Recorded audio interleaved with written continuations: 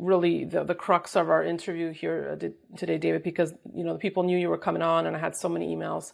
Have him help us decipher what this new digital currency monetary authority money is. Basically, to sum up, at the spring meeting of the IMF, the Digital Currency Monetary Authority, which is basically the central banks of central banks, announced their official launch of an international central bank digital currency that, quote, strengthens the monetary sovereignty of participating central banks and complies with the recent crypto assets policy recommendations proposed by the IMF. So this universal monetary unit is legally a money commodity, and it can transact in any legal tender settlement currency and functions like a CBDC to enforce banking regulations and to protect the financial integrity of the international banking system. This is from the press release that was issued. First, your thoughts when you first saw the news about this UMU,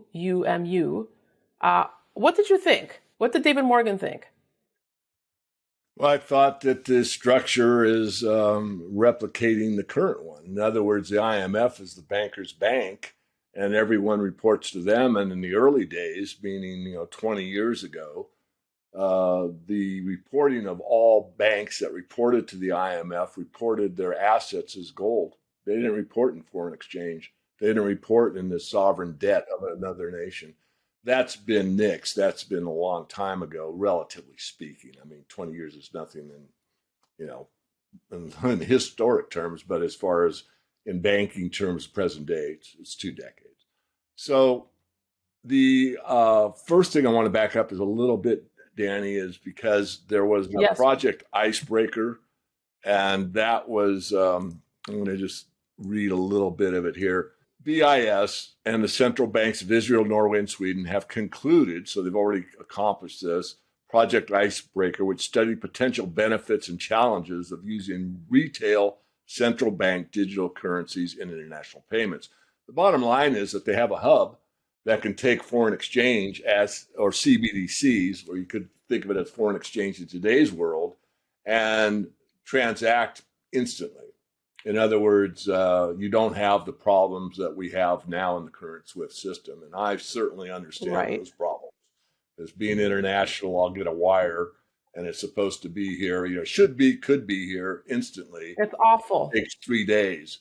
And we have a joke, I have to tell it if you don't mind, but the fastest way to get a wire through to the other party is to put the money in a suitcase, fly there, and drop it on their desk.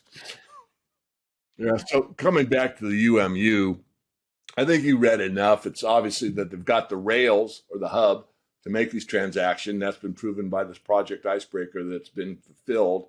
And now you have the unit of account itself, the UMU. So just to repeat, and I think emphasize that it's important, that the hierarchy of the unproductive class, the banking elite, the political class that does their bidding is still intact. And they're making sure that the hierarchy remains as it's always been. Yeah. So my question is, why are they doing this and who is it really benefiting? Well, it's benefiting them and them alone, in my view. And why they're doing this is because it's impossible to carry on with the system as it stands right now. We're at the end of the fiat experiment. If you look back to biblical times, there was a jubilee every 50 years. And the reason is usury. You cannot compound interest indefinitely without something going wrong. And this is something that they don't teach you in finance, and I have a degree in finance. Mm-hmm. But for an example, if God gave Jesus, and if you don't believe in God or Jesus, that's fine, just look at it as a metaphor. But if God gave Jesus a penny and it was compounded at 2% a year since the time of Christ's birth, that would now be worth 218 trillion. So obviously you cannot compound for 2,000 plus years and get anywhere. That number, by the way, is 6 planet Earths. So the bankers know this. They know when they don't really care about the principle. I don't know how many of your guests have ever said that. And they say, well, what do you mean you don't care about the principle? But they don't. The bankers don't. All they care about is the debt. All they care about is the interest payment. They make up the principle by creating money out of nothing anyway. And now you are in servitude to them because you have to pay the interest on that debt.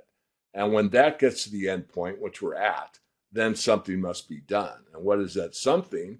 And that is go into a new system. And what's a new system look like? And I'll repeat myself. It's a failed system going into a more modernized system that allows them to transact faster, more efficiently, track it better, monitor everyone, but it doesn't change anything. They're putting a failed system into a new failed system that just reacts faster. Oh, okay. So I have a few other questions here. One, let me just take a step back because I want to ask if you think there's anything to the timing of it all. It just seems to me, why is this all coming out now? I mean, we have news that China's ramping up the usage of their central bank digital currency. We have the Fed, the Federal Reserve's Zelle-like instant payment system to go live in July, the Fed Now payment and settlement rail. Why all of this now? Is it because, to your point, that the system has just hit a wall and here we are? I think so. I think it's whether it is contrived or real, doesn't really matter. The effect is that these banks are failing and they have to have a solution in place, or what, at least what they think will work. And so they could step on the gas if they have control. And a lot of it they don't. They may believe they have controlled demolition. And it may have started that way, because if you look at really what the failures were, you could make an argument that was mostly around the crypto world to make the crypto scene less attractive. And if the crypto scene is less attractive, but the central bank digital currency, where it's regulated, we have it, and we'll protect you, and we have your business interest, all that gives them a great segue. Your crypto bad, ours good. Decentralized doesn't work, centralized does, and that type of thing. But regardless of either one of those comments, we're in a situation where they're at the end. The can has been kicked to the end.